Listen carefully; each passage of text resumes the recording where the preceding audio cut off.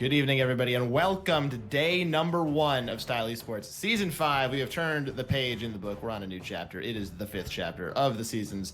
Here, we're getting all the chapters and the seasons together. Shadow Mustangs on the blue side, taking on SandShadows on the red side. It's a very shadowy experience this evening, and enjoying this experience alongside you all. I am your Carl, alongside Truelight. Hey Carl, how's it going?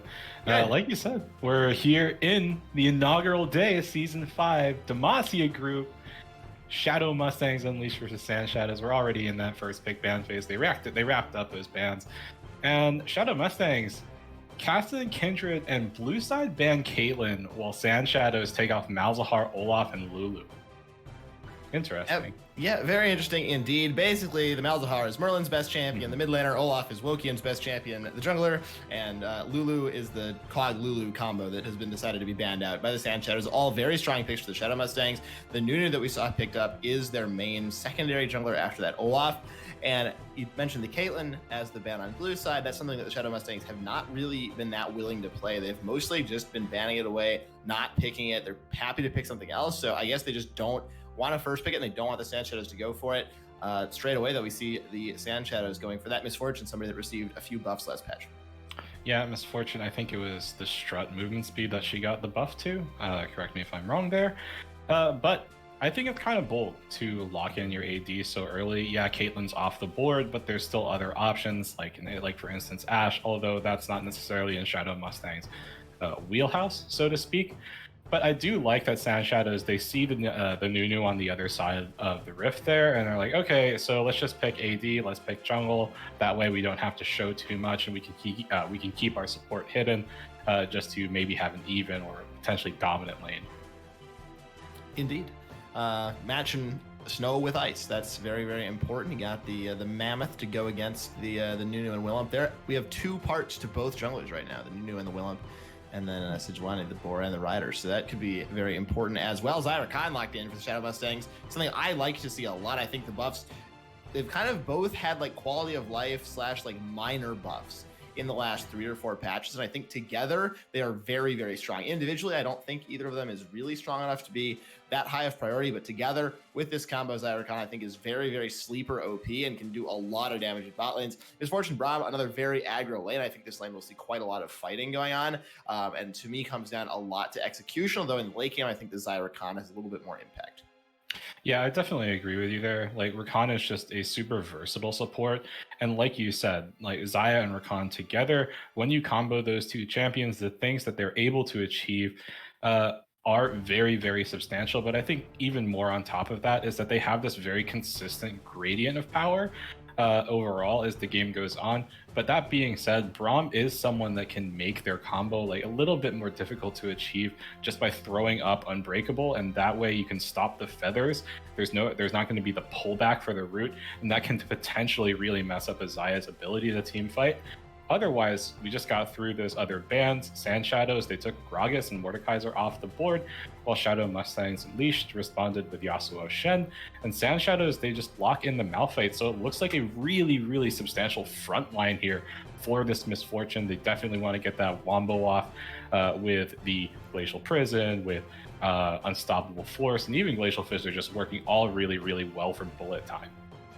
Indeed, I do want to see a high damage mid laner, something like a Corki, something like an Azir, one of these, not tanky. Like, I don't want to see a Cho'Gath in the mid lane right now. For SandShadows, they need a little bit more damage. Obviously, that's a great combo. You just brought it up. Those ultimates, they synergize very, very well. It's not something that you can rely on to kill an entire team, especially against a Sion, against a Nunu, maybe against the Annie for the mid lane. That's something Merlin really likes to play. I think you need another damage threat, or this Misfortune, she can get one shot by the Rakan Xayah combo, by the Annie. I think Orianna is acceptable here with the Malphite, as long as it is a full damage build, nothing like Glacial. I know we've started to see the scaling build become, very prominent on Orianna with the tier. I would like to see that here. I think they need the second damage threat, but this is a SandShadows team that has a very, very clear idea about what they want to do.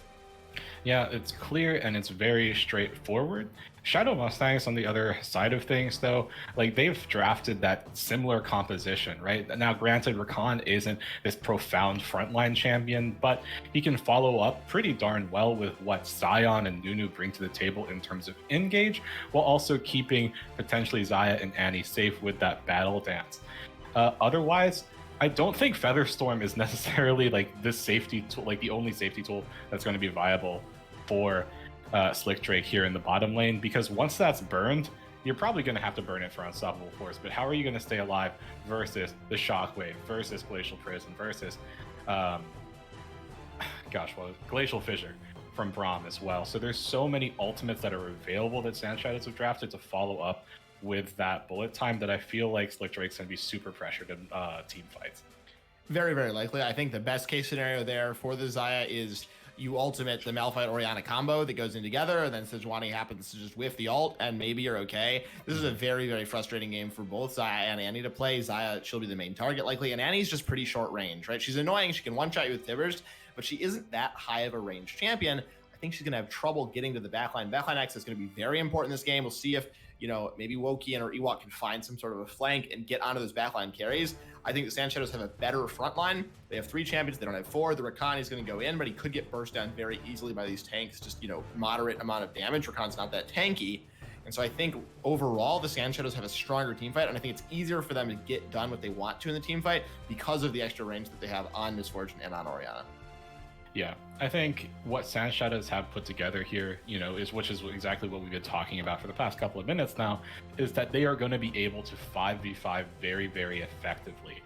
But I think what Shadow Mustangs have in favor for them is a little bit of an X factor, right? You mentioned that Annie can 100-0 a target. Well, if you take Orianna away from the SandShadows composition, well, their damage type becomes very, very biased towards physical damage, even in a team fight.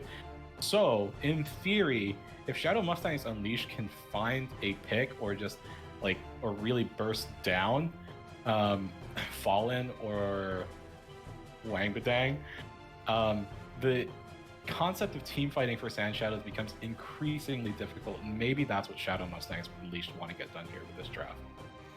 Indeed, I think the Annie one-shot combo is very strong if they can get on top of Misfortune and Orianna. I think that's really what a lot of this game is going to come down to, is which of these carries can hit the other ones more easily, because there's so much front line. We haven't really talked about the jungle matchup that much. I don't think either of these, neither of these champions are going to, I don't think, be solo killing each other in the jungle. Maybe we'll see some invading from the Nunu. I think Nunu and Willem will have a little bit more pressure on the dragon, just because they have Zyrakan in the bot and they can get prio pretty easily. Xayah has great wave clear, as well as just that, secure on the objective. Nunu can solo dragons pretty much indefinitely, jungle camps, whatever. So I give a little bit of early dragon pressure over to the Nunu and the side of Shadow Mustangs, although I do think that SandShadows with the Orianna in the mid lane early game have a little bit more priority in that front. The Shockwave is a little bit better skirmishing tool than the Tibbers is, especially before items come through. Just the CC, you can throw people together, maybe you have boosted animal teleporting in. So I think the dragons will be contested early, although I would probably give the edge just because of the consume over the Nunu. Yeah, and that's one aspect of jungling, like you mentioned, but I think the other aspect that is also really worth giving attention to is how are these jungle champions going to pull off their ganks, right? I actually think with what Shadow Mustangs Unleashed here have, Nunu and Willem can really engage onto the middle lane very, very easily alongside the Annie, right? You just biggest snowball ever into the mid lane, hit Orianna, hopefully get the root, hopefully get a stun too. And there's not a whole ton that Wangbadang might be able to do. But on the other side of things, SandShadows, God, you're right. It's 2 Shadow teams, jeez. Mm-hmm. In the top lane, you have a melee. Granted, Malphite isn't super able to proc the stun that Sejuani has available, but perhaps the slow enables that a bit more. But also, interestingly, in the bottom lane, you have a Braum, and if you bring Sejuani into the mix, that's a double stun passive with a single melee to, potentially work that through. That's a potential huge chunk of CC coming through, and I really want to see where is the wanted guy going to go on this Sejuani, what lanes is he going to try to affect, and I feel like if you are Wokian and Merlin, maybe just hit the mid lane really hard and keep Orianna down. I think that strategy probably makes a lot of sense. It's just stopping the Ori inner tracks. This is something we haven't seen the Mustangs do a whole lot. Wukian does not really like to focus ganks in the mid lane. They prefer to try to get Ewok ahead or babysit the Kog'Maw Lulu if they have that combo in the bot lane. We'll see if they do the same with the Zyra Khan. I think it's relatively difficult for them to get 2v2 kills in this bot lane. Braum destroys a lot of feathers. It can make it really, really hard for Slick Drake to get a lot of damage down if Fallen's able to stand behind him, as per the name. So I think, you know, it's a little bit up in the air what the strategy will be for both these teams, but I think based on the draft, this game is pretty even. I definitely agree. Yeah, he agrees, folks. That's all we have. True Light, I mean, like, we've been talking about it. Like, I think both of these teams have things they want to achieve. So both teams have things they want to achieve, and what they really want to achieve is a W in this best of 3, which is what the length is tonight. So this is only game 1. We got a lot of games coming. We're going to step aside as we load on to the Fields of Justice for the first game of Season 5. We'll be right back.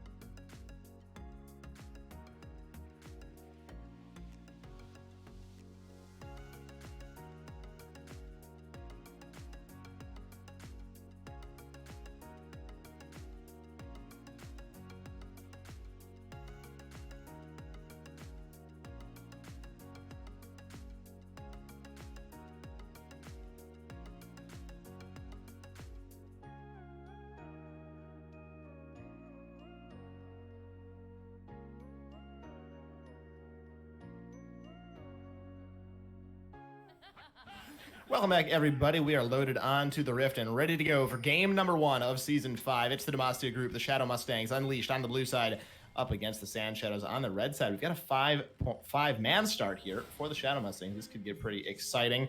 Carl on the play-by-play alongside True Light. Yeah, I don't think the Shadow Mustangs unleashed here want to look for an invade. I think they're just doing this to punish anything that SandShadows might potentially look for. You can already see Merlin stacking up that stun.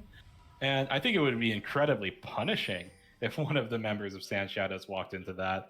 But they don't commit for it. They just set up in that standard 5-point. Nothing to be had. Although you do see, I think... No, did they get the forward ward down? No, they didn't. That's actually kind of surprising. I feel like they should have at least looked to make a forward ward just to scout out where Wokian might be starting, but they didn't. So I guess net neutral overall. Nothing to be had out of either side. I saw the control ward go down behind the red buff in favor of Wokian. I'm pretty sure that was him because he doesn't need the potions, being the Nunu in the jungle. So a little bit of vision there, and then the red ward went down in the bush on the top side. But yeah, not a lot of forward vision right now. Both of these teams in the dark about the opposing jungler. Yeah, I mean, I feel like actually, yeah, no, because they're not going to be, or sorry, SandShadows are not really going to be able to track because both laners just go straight into lane. They have no idea where Wokian starts because Nunu is able to have that healthy, early clear. Otherwise, I don't really expect too much action to be happening early on in this game because I feel like these aren't hyper aggressive lanes, maybe with the exception of Xayah Rakan looking for something. But otherwise, it should be a pretty quiet early game. Lumberjack in the top lane. Ewok trying to chop down Boosted Animal, who's just throwing rocks right back at him. So that's pretty fun. We got a little bit of a nature battle there. A nice push in the bot right now, level 2 for the Xayah Rakan side. That's the thing you expect to see. For them, Xayah pushes very, very well. So I think everybody pretty much happy with their position right now. Nothing too out of the ordinary. Yeah, I mean, up top, you can see that Boosted Animal started the Corrupting Potion. Ooh, gank coming on here mid. It is snowball time. Wang Badang trying to get himself away, going to have to flash. There is the charge in as Merlin with a flash of his own, but Wang Badang going to keep himself alive. Now Wokian has to be the one to flash out of that situation. Everybody blinking low in the mid lane as that Orianna is lucky to be alive. Yeah, definitely lucky to stay alive, but so is Woki, and both of them having to burn their flash there. But although Merlin did flash forward, tried to get the kill for onto Wang Badang with his own Q. But overall, I would really like to see that from Shadow Mustangs Unleashed, right? I think Nunu is an incredibly strong level 2 gank champion with the biggest snowball ever. And I think that's just the difference of an auto attack from Merlin right there. Just a single one would have meant first blood. Highly unfortunate they didn't convert it. And even worse that they had to burn 2 flashes on it. But I like, the execution, or not the execution, I like the planning on it at the very least. I agree. I think very, very smart. You called that out in Champions like True Light. That's what you wanted to see from this team. And we're really seeing it come to fruition very, very early. I think having all of the flashes down is probably ideal, actually, for the Shadow Mustangs for repeat ganks. It's a lot harder to get away from the snowball without flash than with it, of course, even if Wokian has his to follow, especially at level 6, right? Merlin can convert on the Tibbers. Very easy to get the stun coming through in reality. So I think this is probably beneficial for the Shadow Mustangs as long as they're able to go for the repeat, even though technically they are down 1 summoner. Yeah, you definitely want to see what do you call it? Just see that punish go through. In the top lane, what I wanted to mention here is you can see Boosted Animal went for the Corrupting Potion start, but also has those biscuits in his pocket. So that is going to allow him to throw out more seismic shards, have theoretically favorable trades. Now gank in the bottom lane. Ooh. Onto the vision. Grand entrance coming through as well. Fallen taking a lot of damage. Had to flash himself away. The follow from Hilsey as well. Root comes back on the Blade Caller, though the heal has to be expended at the same time. A huge win down there in the bot lane for the Shadow Mustangs. Yeah, they burn 3 summoners off of that. Hilsey's flash as well as Fallen's heal and flash because of the double knockup, that biggest snowball ever. Like, it's just a huge AoE, even with the Unbreakable. Knocked up both members of the bottom lane for SandShadows and forces their summoners out. Otherwise, though, like, Boosted Animal, I think... No, he's going to stay fine. Okay. Like, those decimating smashes hurt from Sion just because the longer you charge it up, it's a huge AD ratio, huge base value too. But what's enabling Boosted Animal, I think, to just be comfortable with staying up top for a while is the fact that he opted to get those biscuits in his pocket, have the mana sustain to go through Sion's damage before getting more resistances in his pocket. Otherwise, you can see that Fallen with that back got a cull. On the opposing end of it, Slick Drake Caulfield's Warhammer, and then boots for Green Ninjas as well. I'm not sold on the Cull buy. I think Cull is generally an item that you want to build when you're ahead. It's more of a greedy item than it is a survivability item. It doesn't give any HP. It doesn't, sure, the lifesteal is a little bit nicer. The life on hit can be helpful, but I think really you want another Dorn's Blade here if you want to try to stay in this lane. To my mind, for Fallen, I think he will have trouble fighting more so than he would if he had gone for that. He's basically prioritizing money over the HP that he would get, and I don't think that's the correct choice against such an aggressive lane as the Xayah Rakan. as that wanted guy. A lot of crowd control going on in the jungle right now. Nobody takes that much damage. Aftershock is now off. Snowball misses from Wokian, and everybody walks away. Completely face planted with that snowball meant that Merlin and Wokian don't go forward, but ooh, in the top lane. Pretty even trade, actually, at the end of the day. Ewok able to trade back very, very well. That Grasp proc helping him out at the same time. Both of them healing up with the Corrupting Pots. But meanwhile, in the bot lane, we're going back for this one again. Slicktree trying to find the kill onto Fallen, but the roots are going down left, right, and center. That wanted guy has arrived as well. Wokian now trying to get himself away. Going to get stunned up. He's going to be going down. That is first blood in Style Esports Season 5 in favor of that wanted guy. Teleports coming through as well from the mid lane. That's going to be Merlin joining the fray, the top lane as well. Both of them very, very low. One more auto deck either way. Ewok going to come up huge with that. He picks up the kill. The axe is greater than the rock is what he's saying. 13 Green Ninjas trying to get herself away from this situation. That's the double up. Not going to quite find the kill. There is the grand entrance as well. Wang Bang going to get stunned up. At the same time, Tibbers is just beating on Fallen in the backline. Chop only lands onto one, but it is Merlin going down. The trade comes back at the same time from Slicktree, who picks up a kill in return as True Light there is just fighting all across the map. Yeah, like all across the map, indeed, you have the mid laners go into the bottom lane, top lane. There is a 1v1 that ultimately ends up in favor of Ewok because Boosted Animal got a little bit too aggressive.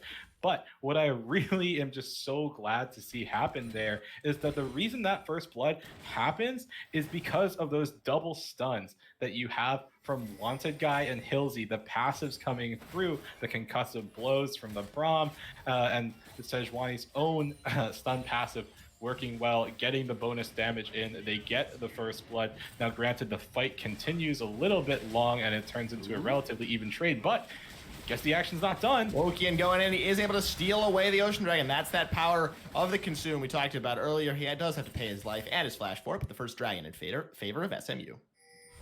Yeah, I'm not 100% sold that's worth it just because your flash, it's the first dragon of the game.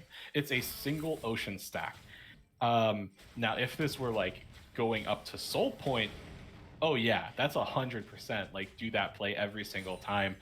But off of that, Wokian just got back onto the map, burns his flash for a single ocean stack very early on in the game. I feel like that's just something you should be comfortable with giving up. I think it may turn out to be 100 IQ, it may turn out to be 1,000 IQ, and it may turn out to be 10 IQ. I think we'll have to find out how the rest of the dragons progress. I think if you really want to go for a dragon stacking type of playstyle in this game, I think it makes some sense. If that's not really what you want to focus on, probably not, right? You give away a lot of time and you give away that flash. We'll see if that comes back to haunt him as well. I think that is a decision that will have more long-running implications than we can really judge right now. But overall, I would tend to agree. I don't think it's super worth it to be suiciding with flash just to pick up a dragon when you knew that you weren't going to be surviving from that one. But it's been said and done. That's already happened. We got 3 kills on that wanted guy right now. He's got all the kills for his team. So Sejuani is going to be very, very scary as we go into this mid game. Yeah, I mean, something that a lot of people talk about, especially like when I play support, I prefer tank supports. And if I get kills, a lot of people are like, oh my God, the kills are on the support. The gold's not going in a useful way. Like the thing is, as long as the gold is being itemized efficiently, that tank support is going to be as tanky as a top laner. It's going to be very, very hard to kill that support. And therefore, it can enable your team to play aggressively. It can enable you to play forward. So the wanted guy having all 3 of these kills might not necessarily be ideal, but it's a lead nonetheless. And I'm sure that SandShadows are happy to have, that increasingly unkillable frontliner in the Sejuani here. Absolutely. Engage goes down in the mid lane. Merlin only has a lost chapter though, so he's not going to find the kill. Does pick up a Dark Harvest stack though. That always feels good for himself, but no more teddy bear for just a little while longer. And with that lead, the jungle gap is definitely there right now. Completed Cinderhulk versus just components for Wokian. So that wanted guy is very clearly the stronger of these 2 junglers if they go toe-to-toe. Also, Ewok is styling on Boosted Animal up in the top lane right now. A clean 2-level lead, as well as a little bit more resistance is there for himself. This Scion is really tanky. Yeah, and on top of that, just the 1 kill that Ewok got translates into a 30 CS lead, roughly. But Merlin forced the flash. Yeah, flash is in a straight line. Not the greatest flash that I have personally ever seen. Gets healed up, though, by the Q from Rakan. A little bit of a show of force right now. 4 members strong in the bot side jungle of SMU by SandShadows. That's the dynamic tower, though. Unstoppable onslaught comes through, and Ewok 365 is more like Ewok 2-0 and 0 right now. Picks up another solo kill.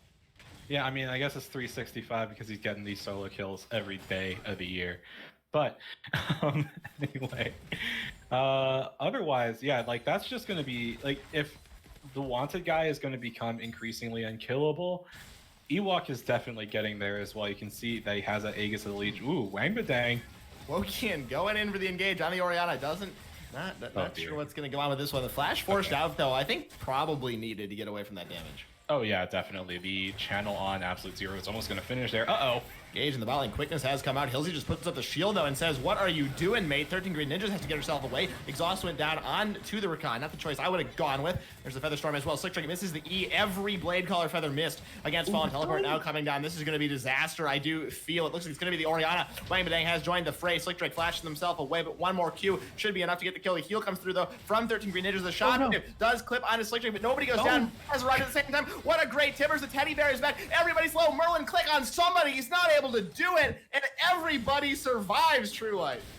That is absolutely wild. Like, someone should have died out. TP in the bottom lane. It might be Hilsey, it might be Hilsey, it might be Merlin, it might be somebody else. Boosted Animal has joined the fray. Is he going to be living up to the name, or is he going to be picking up the kill? Unstoppable Force is available. He goes under the turret. Will he pick up the kill? Who's going to die? Merlin goes down. Boosted Animal's going to be going down as well. Hilsey not able to save them. 13 Green Ninjas pick himself up a kill. What is happening?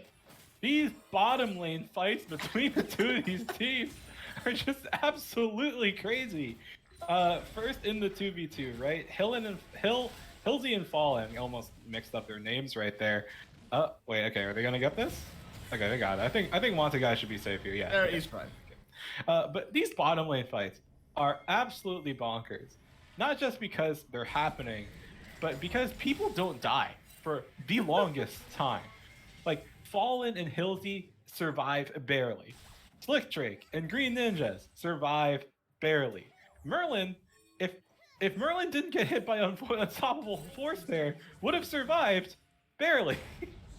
Like, yeah, it's a party. I also just want to call this out right now. We have a Locket of the Iron Slaughter completed first item. Yeah, that's for what I wanted to mention. He already had the Aegis completed, and I think you're actually seeing that a little bit more often on Scions, just because Aegis scales with the bonus health that you have, and Scion gets infinite bonus health by last hitting. Ooh, nice little kill there. Indeed. Yeah, Boosted Animal takes a lot of damage, though, right now. Ewok is just dominating this lane. This is... we didn't really talk about this lane a lot in Champ Select, and I didn't really bring it up because I thought they would just farm it out, but Ewok is cooking with gas up here. Well, you know, what works so well is that Scion actually has a surprising amount of mixed damage, just being able to pop Soul Furnace. It's like 10% of a target's maximum health, as long as you get the damage pop. But also, Roar of the Slayer shreds 20% armor. And Decimating Smash scales incredibly well, even just in terms of base damage. So, as long as Ewok finds these well-channeled Qs and lands Roar of the Slayer, it's going to translate into a ton of damage onto Boosted Animal, and it's doing that consistently. But TP in the bottom lane. That time, once again, Quickness comes through, Grand Entrance soon to follow as well. Ewok joined the fray. This one, I think, is going to be a little bit more clear-cut. Ewok picks up one kill. The second goes to Slick Drake as the bot lane for SandShadows falls. Yeah, you know, that's just two very easy double knockups going through. You can also see there that Shadow Mustangs and Leafs got the second Drake in their pocket, so they are stacking towards that soul point. So it looks like maybe a 1,000 IQ play. But we're at a pause. Yeah, we got a little bit of a pause. We can finally take a breather from those bot lane situations that we have going on down there. I don't know what to call them. Are they? It's a wild time to be in the bot lane. Welcome to playing AD carry, everybody. This is what happens. Everyone's in your lane constantly. Yeah, bottom lane is not a 2v2 lane. It is a 5v5 lane. True. That is true. You can't even argue with that. That's how bot lane works. But anyway, we're into a pause. I've been told that the support in Hilsey has some voice comms problems, and that those have now been resolved. So theoretically, we're going to get back into this game right now.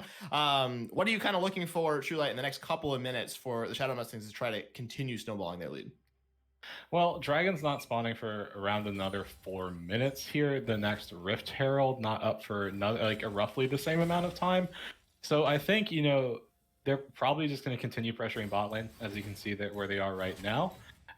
One thing I did want to say, though, for Fallen, ended up dying 4 CS before that call is completed. That is very annoying. was still able to complete the Essence Reaver, so Yeah. not as annoying as it could have been. I think also kind of demonstrating how useless the cull has been so far for him. Sure, he's gotten an extra 96 gold from the passive, but not being able to cash that in yet, he's gotten basically no value from this. And those fights, Botland, everyone is surviving with a little bit of HP. An extra 100 from Adoran's shield or blade, I think, may have made a difference in some of these fights for him. So continuing my hatred of the cull here, I think if you're going to go cull, honestly, you probably want to go it first. And just try to keep stacking it up in lane. You get it done in about 11 minutes, and then you can try to get it toward your first item, which is really the spike that AD carries benefit the most from, is that first item. So I agree with you. I think SMU just need to continue shoving through this bot lane. They pretty clearly are stronger right now, especially if they have the ganks coming through, and probably the easiest way for them to continue in this lane, maybe even get Ewok to go for a lane gank because he is so far ahead at the top. Yeah, definitely. And you already saw Ewok go down with the TP earlier. Just to get that double kill onto bottom lane. The TP is definitely not going to be up in time for the next dragon. Ooh, flash forward. Ooh, the flash stun whiffs from Merlin. I think a little bit over eager flash from that wanted guy to get himself away. Wang dang, dodging that snowball, but still going to get rooted up. Flash not quite available. Oh, but he didn't. Oh, doesn't get the root coming through. Wang Badang survives. But the fight in the bot lane actually might make me continue talking here. 13 Green Ninjas posturing aggressively, but I think they're done.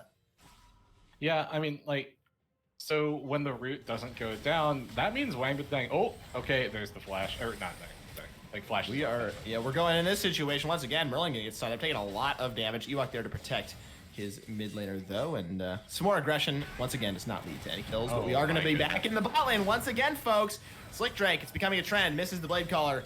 No root coming through. Not able to follow through on the tower. 13 Green Ninjas taking a lot of damage back from fall. Oh, but Slick Drake is trying to pick up one kill. Does do so on the Braum. This should be just academic. I don't think needed the ultimate, but does go for it anyway. Actually, May goes down. I'm not entirely sure what just happened, but a double kill for Slick Drake. Nonetheless, 2 for 1. Well, I think what worked out for Fallen right there was getting the last little bit of the double up, as well as the fact that Slick Drake didn't duck into a bush right as he died, or right before dying. So the minions stayed aggroed, and that was a cannon attacking the Xayah right there. So that's what translated into the lucky, trade over, I have to say, for Fallen. Because I don't think you have to be that aggressive looking for a kill, because, like, oh my goodness. Merlin's going in. Does he have the damage right now? The shockwave not going to be enough. Merlin finds the solo kill. Yeah, I mean, Merlin has been consistently just going forward, right? Burning the flash, at least just popping E, walking forward, looking for the stun anyway. Before you were getting him down, you were getting Wang Badang down to maybe 50% health, but finds the full kill this time around.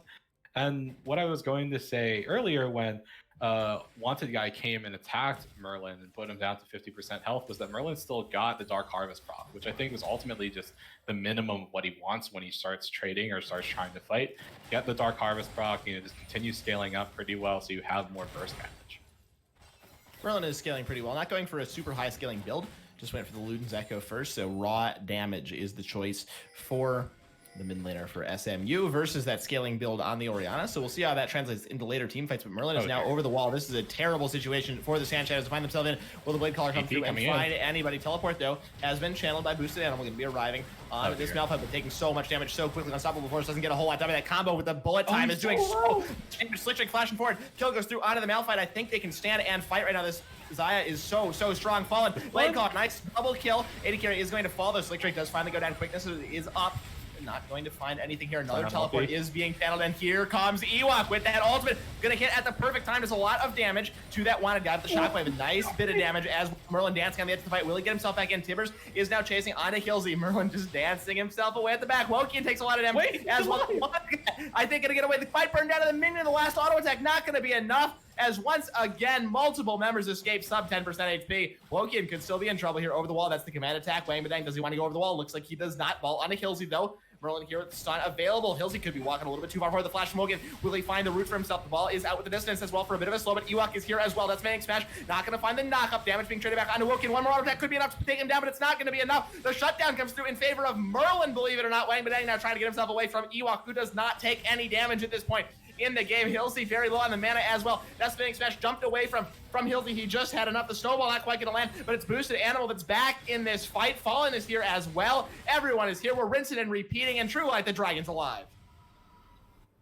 That fight carried on for so long that all the dead members from the bottom lane fight respawned, make it back in time for the dragon. That's how long but that's like highlighting the thing with these comps, right? Like Ewok and Wokian are so hard to kill. Meanwhile, so is the wanted guy. So once a fight starts and none of them die, it just continues because it's like wet noodles slapping each other. They're not killing anything. Like, if these were different junglers, the kill count would be insanely high in this game.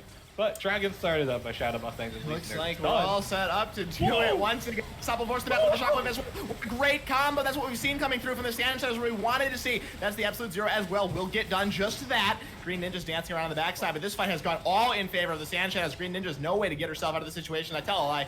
That is that big. Oh, but Ewok, he kill him once. You gotta kill him again. He picks up one on his way out. Wang Badang falls victim to the zombie, but it's just Green Ninja's able to get himself away. SandShadows, they're fighting back. SandShadows finally execute on the exact thing that they've wanted, the exact reason that they drafted this entire composition.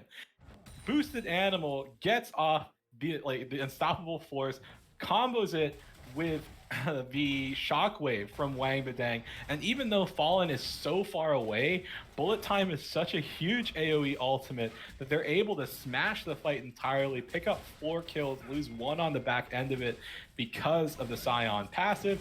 They get mid lane. Did they get mid lane tower? We got to teleport though, so we're going to figure out. You can figure out if they got mid lane tower. Fallen's going to try to figure out how to get themselves out of the situation, which I think they're going to be able to do. Ultimate's coming across. Slick Drake in line to pick up some kills. Fallen goes down. That's the shutdown. Hillsy, they're going to give this probably over to the AD carry. They will do so. Double kill for Slick Drake, including the shutdown. Yeah, Ewok TP'd in there. They did not get the mid lane outer tower, unfortunately, for SandShadows, but they got the bot lane outer tower. Unfortunately, they end up getting punished for that, and that will get traded over. But yeah, like as long as SandShadows can find those fights and they're not too deep in the hole, they're gonna be very, very competitive. Like despite the fact that Fallen has died, more than Slick Drake, the items are even, right? You have the IE and the Essence Weaver completed on both these AD carries. MF ulti can crit, which means that there is so much potential damage output on that champion that even behind, it's incredibly dangerous to play against. Absolutely is. 2 items completed now for Fallen. The 4 deaths don't mean a whole lot right now. This bullet time hurts a ton. I think you mentioned it briefly. Over the wall as well. The range on that is so high, was perfectly safe in that fight. No way to get onto the misfortune. That's the thing I was trying to highlight in Champ Select a little bit, is it's so hard to get to either of the carries in this team, especially for the SandShadows. They have such long range. How do you get onto them without killing the tank? We talked about it. That wanted guy is really tanky right now. 2.5 items completed, almost 3 coming through. Has the Gargoyle Stone play to stay alive. Xayah shreds tanks, reasonably well, but not wildly well. It takes a long time to get through this. Might see another fight though in the mid lane. Snowball coming through. Looks like that's going to dissipate. Yeah, I mean, Xayah definitely can shred through tanks reasonably well, but there is no Last Whisper item completed on Slick Drake at the moment, so not really able to get through those tanks. It's really just a who can survive the fight longer, and also a little bit of a game of chicken, right? Who's burning their ultimates at the wrong times can really translate into who wins the team fight here.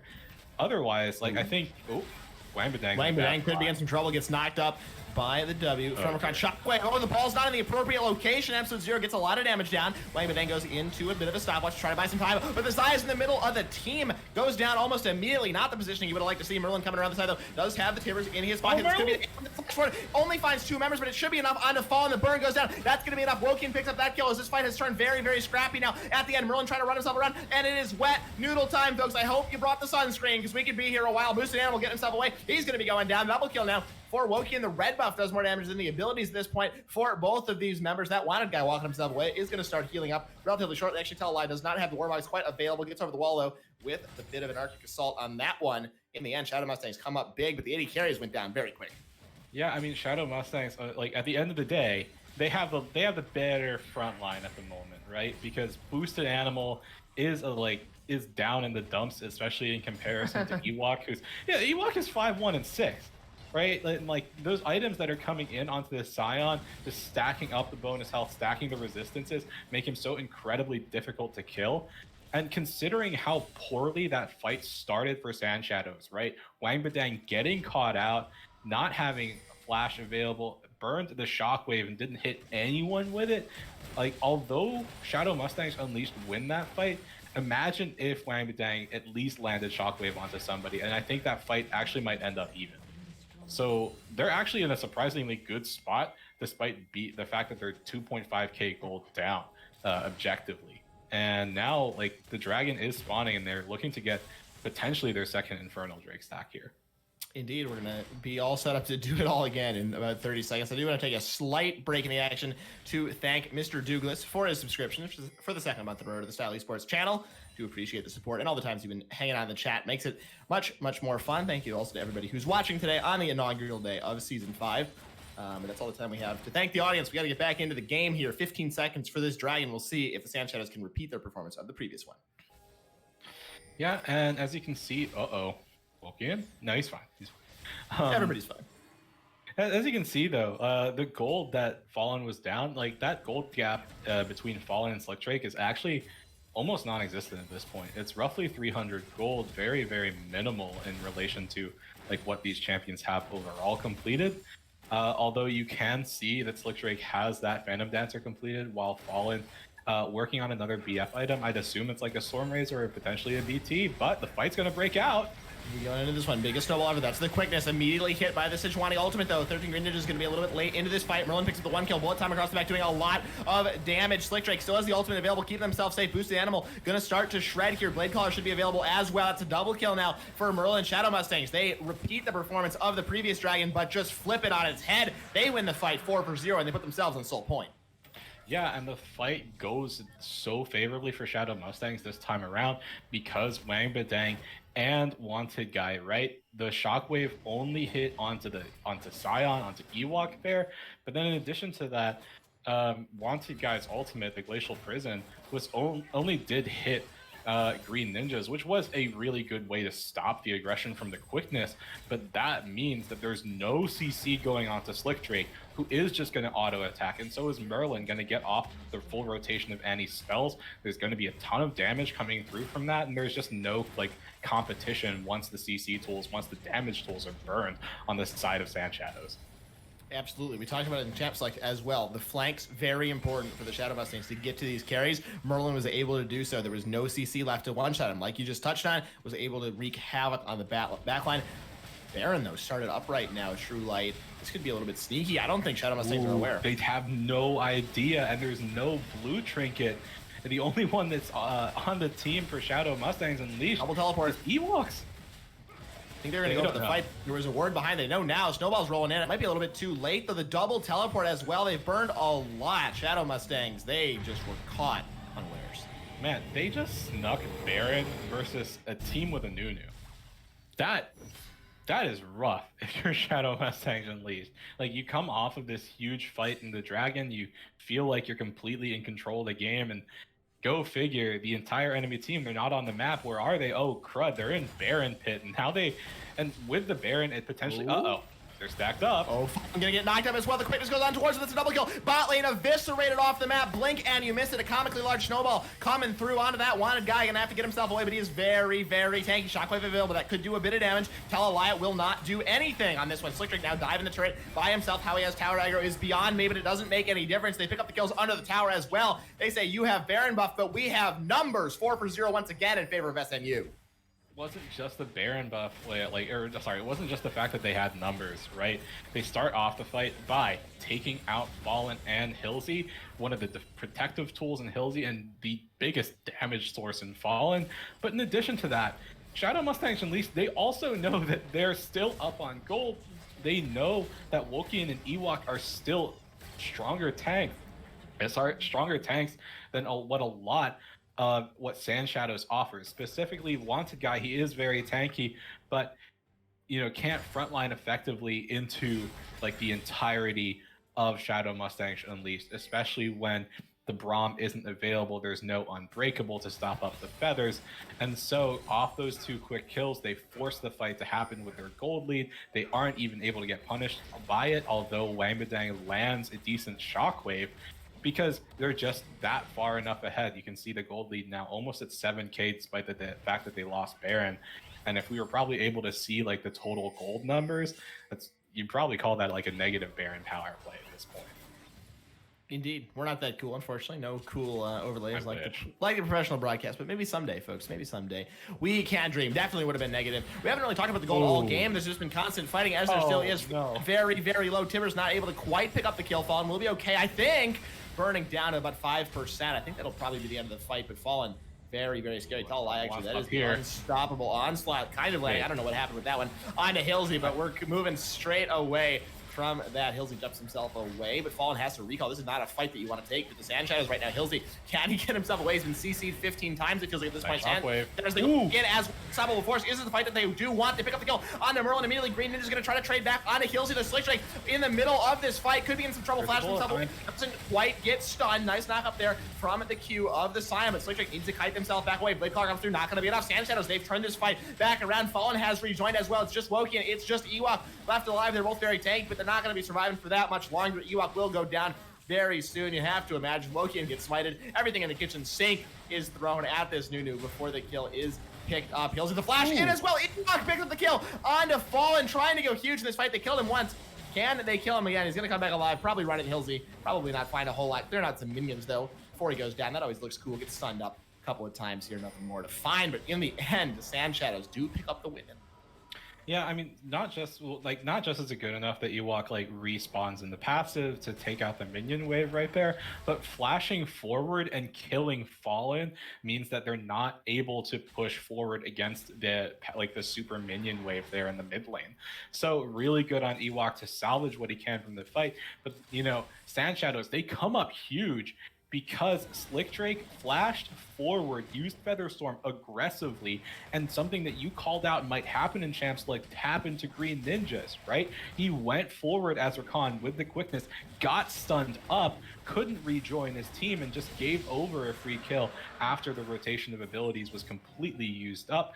And SandShadows, they were able to fire back on the back of Wangbadang's huge shockwave, the follow-up from Boosted Animal, and then Fallen with their own ultimate means that SandShadows stay alive in this game. The gold lead that was 7K just a couple of minutes ago is now looking like 3.5K roughly, which is huge. That gold lead has gone down by 50%. All of the deficit from the Baron, I think, easily made back by the SandShadows. We have another minute and 20 seconds until the Baron comes up. I think very clearly will be the next point of power. I also want to look at the flashes. Every flash was used in that last fight. So if we see a fight in the next 2.5 minutes, there will be no flashes, no summoner spells really on the table. So, you know, who does that benefit? We won't see the flash from Merlin. I think backline access will be even a little bit harder now for SMU. Another Death Brush comes through. I also just want to touch on the point you made very briefly. Slick Drake needs to be more careful in these fights. They're constantly getting caught out. The defensive items are not enough if you're standing in the middle of the team, as this is very, very interesting. Oh, Fallen. They have no idea. Okay, good scout. Good scout on that. They figured it out. Yeah, I mean, make it rain. As a scouting tool, like that's effectively the only other thing it's useful for, other than like the AOE flow that you get. After 5 minutes, that ability is literally like as useful as a Callisto W.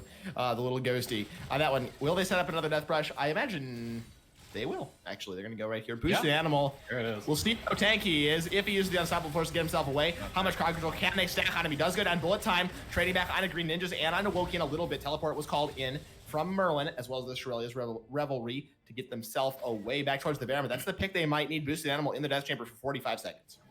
Yeah, and the Baron is just about to come up. Every single member of Shadow Mustangs Unleashed is still alive here, particularly Wokian, who ate the full bullet time. And that should just be a really easy grab onto this Baron. It's very hard to outsmite a Nunu, but I think they want to take that, I guess, roughly 70-30. Oh, we get stunned, and they kill onto this one. No, they cannot. Blue team has slain Baron Nashor. That is the Shadow Mustangs. That one guy is really tanky in that ability right now on the stone play. Quickness called in from 13 Green Ninjas. That one guy finally going to be going down. You have to feel eventually Slick Drake picking up that kill. Hilsey got themselves out. Ignite onto that, but we have quite a large snowball right now coming into the mid lane. Hilsey, you better run. You better hide. Can he do it? Gets knocked into the air. Going to get rooted up. You have to feel a grand entrance comes through. Not quite going to land. There's the root. Hilsey eventually going to go down, one would presume. Right? Okay, We'll there finally you go. get Wokian picks up the kill out of that Braum. Now getting themselves out to safety. Wangbadang has rejoined the fray. Inhibitor in the mid lane was retaken. There's the Shadow Mustangs. They get out with all their members having that Baron buff. Yeah, and I think their Baron buff should still be up Like, it should almost expire by the time this potential final dragon spawns here. So they definitely want to just get that soul for themselves. It'll help them close out fights that much better.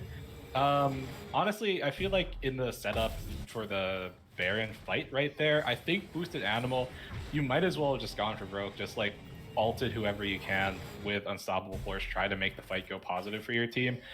But that's not the call that was made. He didn't burn the ultimate. He still has it available. But now it's Shadow Mustangs who seem to be in complete control, at least of the map state for the moment. Because I think it's just so hard for them to burn through these tanks, right? Ewok doesn't have a lot, or sorry, not Ewok, I'm sorry. Fallen doesn't have Last Whisper, right? And even for Wangbitang, there's not a Void Staff that's available to get through the MR that's being built on the side of Shadow Mustangs Unleashed. So they're not able to deal with how tanky Ewok is. They're not able to deal with how tanky Wokian is because there's no way to get damage onto them. Yep.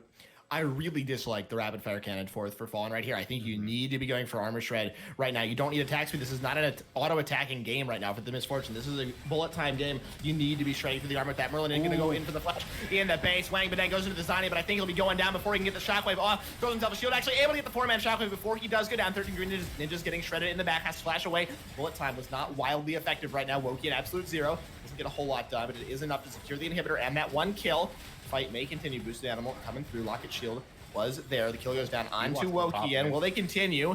There's the Glacial Prison. Not quite going to find Slick Drake, who does not have ultimate anymore, but they do walk themselves away 1-for-1 thus far. But the push in the top lane, like you said, coming through. Ewok onto that tower. That does go down. Inhibitor is next in the line of fire. This would be the triple inhibitor. He's so tanky, probably can just take it down. Even if he dies, looks like they are going to back off. Not entirely sure I approve of that call, but in the end, 1-for-1 and inhibitor for SMU. Yeah, but it's not just the fact that the inhibitor goes down. They have the inside track on this Soul Drake for sure. As you can see, though, Wanted Guy's trying to make his way down. There's just no likelihood, though. Slick Drake does so much damage. The Xayah is scaled up, full build already for Slick Drake. And one thing that you did touch on right before that fight broke out is that Fallen has no armor shred. You don't need. I completely agree with you, right? You don't need rapid fire cannon to get longer range auto attacks. I think you need Last Whisper. Heck, I think Black Cleaver would also be just as useful, or to get just to shred through the armor for the team, for yourself even, and do some degree of competitive damage to Wokian and Ewok, because it's so hard to deal with them. Last Whisper has finally come through, the partial item, but I think that could be the full item. Right, either the Mortal Reminder, or the, what is the other? I always think it's Lord Von Dom's, because that's the item. Lord Dominic Regards. Lord Dominic Regards is the item, I do believe, but that could be the full item completed already, right? Instead of this rapid fire cannon, you could have the full Last Whisper item plus a Zeal. I think would be way stronger right now than the whole Zeal item and half the Last Whisper item. So, maybe he can get to that before this game-ending fight, but they're going to fight over this inhibitor right now. They have the soul. This could be the engage. That Wanted Guy getting jumped on as well. Wangbitang trying to get himself away. Flash is available. Wokian going into this one. Killsy now arriving to provide a bit of support, but the carries are not here. This is Wangbitang going into the Zanya, but Misfortune's not here. Fallen is just absent from the fight, and his team might be absent from the Rift here very shortly. The Shockwave not going to get a whole lot done. Green Ninja's taking some damage, but that's half the health already taken off of Fallen as well. There's the bullet time. Will it get a whole lot done? I don't feel it's going to be able to do so. Ewok taking up in the front. They pick up the kill on Green Ninjas, but it's just the support. Ewok is so tanky. Slick Drake in the back line. The Snowball doesn't get a whole lot done, but Wokian tosses himself another consume. Shadow Mustang still in control of this one. The minions are joining the base as well. Merlin trying to find the flank. Can he get the stun onto Wangbitang? Yes, he can. Doesn't quite pick up the kill, but is going to force the Orianna to go back to the fountain right now. Hillsy taking a lot of damage from Slick Drake. Blade Caller doesn't quite find the root on this one, but the minions are just being ushered into the base. Nexus Tower number 1 is under fire. Ewok could be going down here. Yes, he will, but he's just going to come back alive and beat onto this turret. You have to feel 5,000 HP is going to be that. Second Nexus Tower goes down. They can just focus fire on towards the Nexus right now, down to half HP. Merlin tossing in the auto decks as well. Slick Drake is the focus target. Can they pick up the kill on the Nexus? Yes, they can. Shadow Mustangs Unleashed pick up game number 1.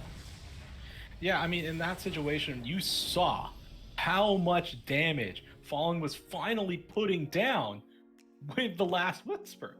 Like you said, imagine that if it was just fully completed Last Whisper item plus a Zeal. That's so much more damage output. There's and I completely think, Boris kind of wins on this one, right?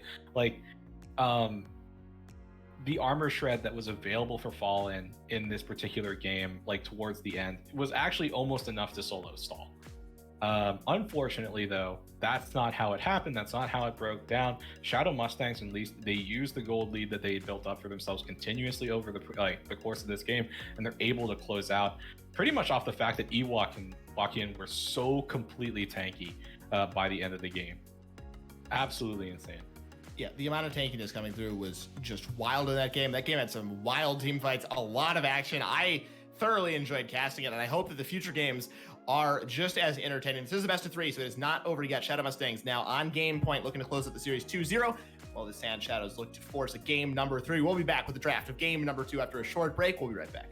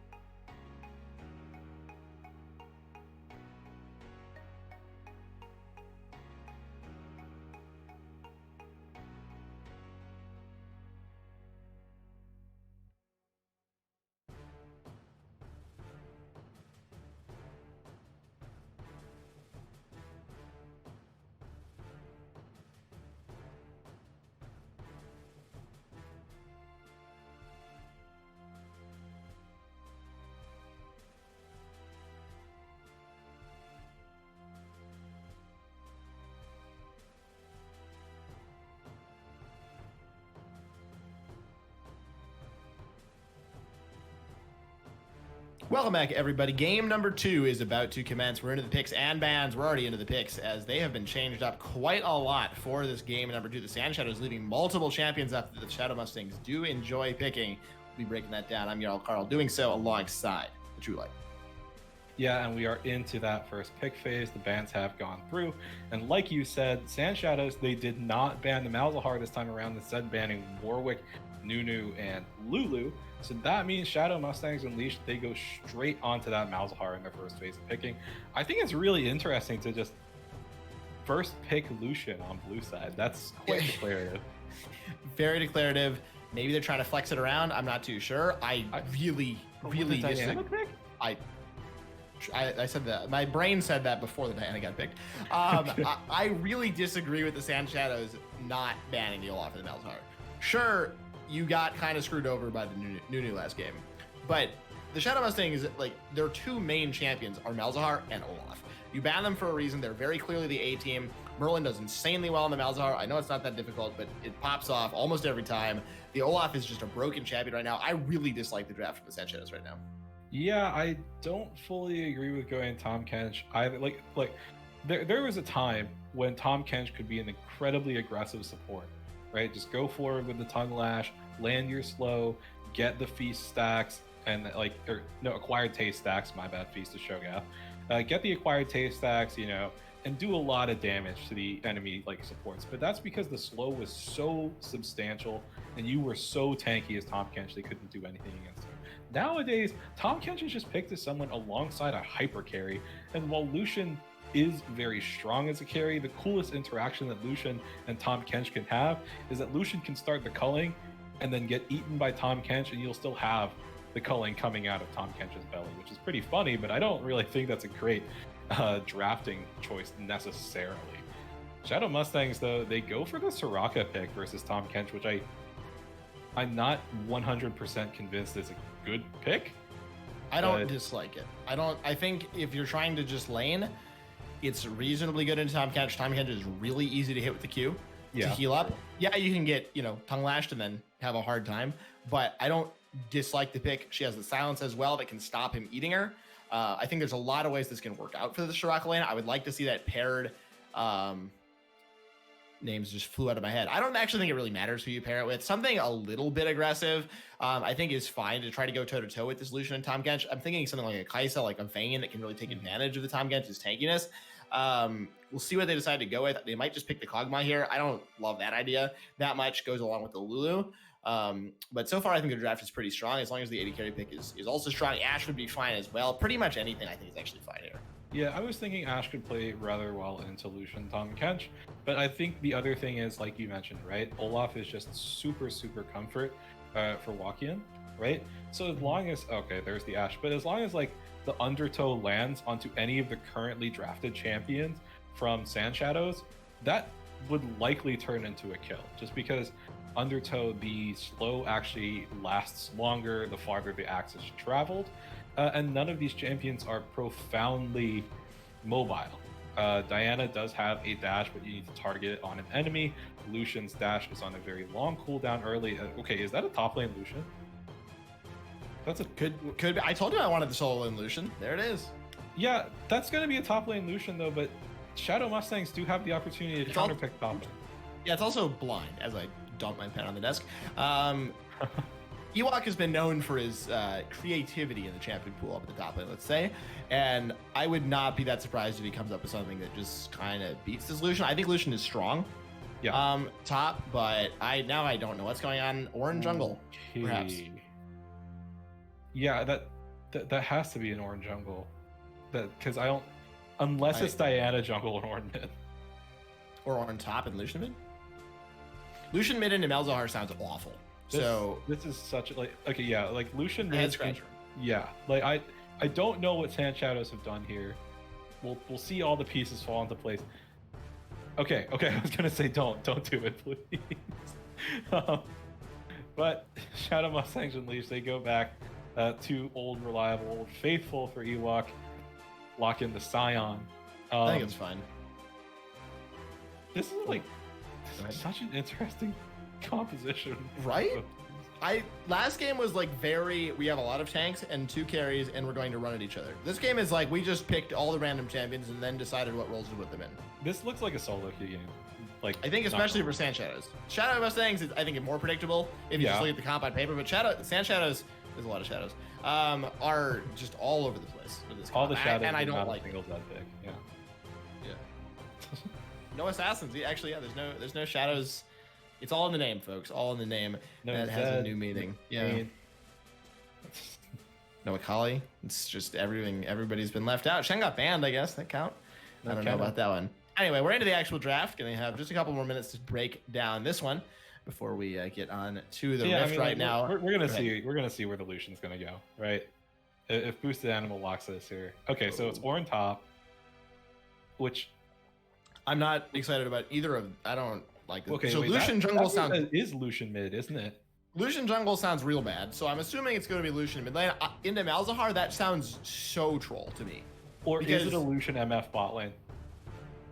Okay, never mind. No, so okay, I hate this in the mid lane. Every AD carry's worst nightmare is Malzahar.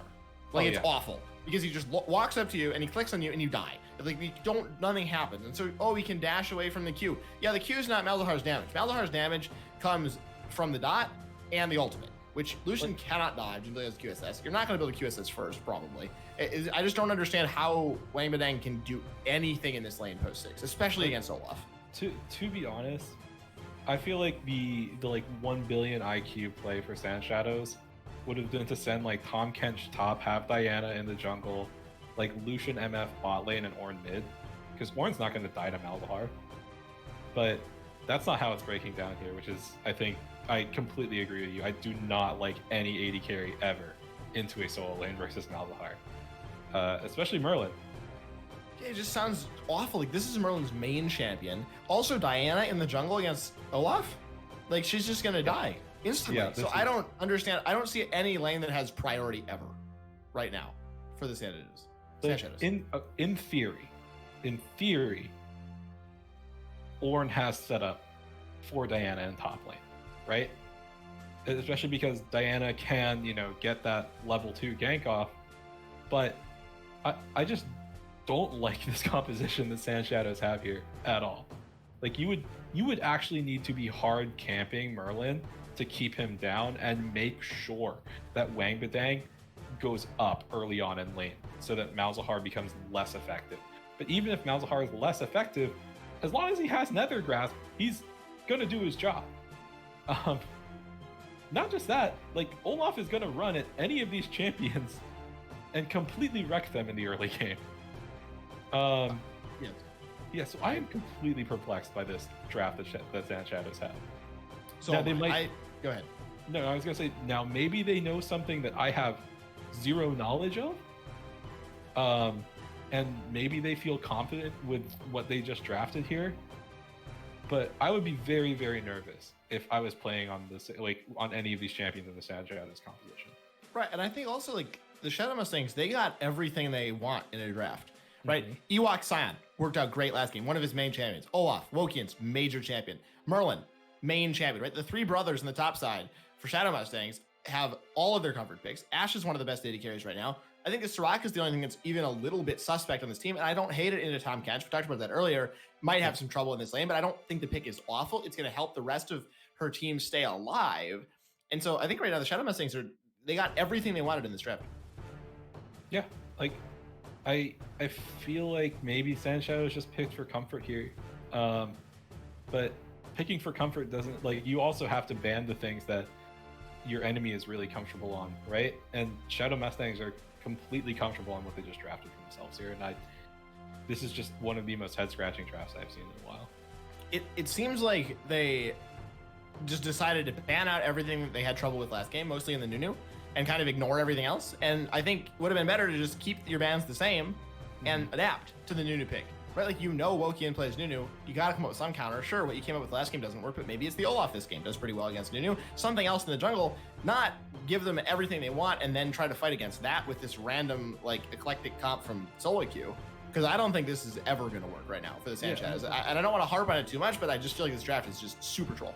Yeah, I mean, like at that, I definitely feel like I think Ewok was was even more substantial on the Scion than Wokian was on Nunu. Like, granted, Nunu Right. can have like supreme objective control, and Wokian did get those early ganks off, but yeah, I feel like just don't give them all this comfort. Like, take away either the Olaf or the Malzahar, if not both of them. Yeah, I mean, like Lucian's all in is something we've seen a lot. It works pretty well. I just don't like it into the Malzahar, right? And I think that's the only problem that I really have with the Lucian mid. I think Lucian mid's good, but you knew it was against the Malzahar, right? If this is against an Orianna, even that's fine, right? Against the Yasuo, you can survive, something like that. I think a lot better than into this Malzahar, where I would imagine he's just going to get one shot at level 6. We'll see what summoner spells come through. Maybe Wang Binang has something up his sleeve that we don't know about, but he's going to have to demonstrate it, as will the whole SandShadows team, if they want to win this game and force a game number 3. But that being said, we're going to step aside one more time as we load on to the Rift. We'll be right back in a couple of minutes.